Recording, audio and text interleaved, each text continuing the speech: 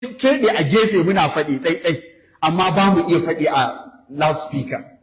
Amma sai ji Bashir ya faɗi a nan wajen ya ce wallahi shekul islami mazlumun min tarafin ad'iya'i intisabi ilaihi. Banga kalman da za ta sifanta mana haƙiƙanin waƙi. Allah mun tuba.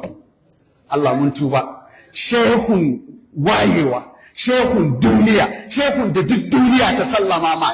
Wai kuna zaton da ƙauyancin da ke faruwa yanzu a da'iranmu duniya ta sallama wa shehu wal iyadu billah.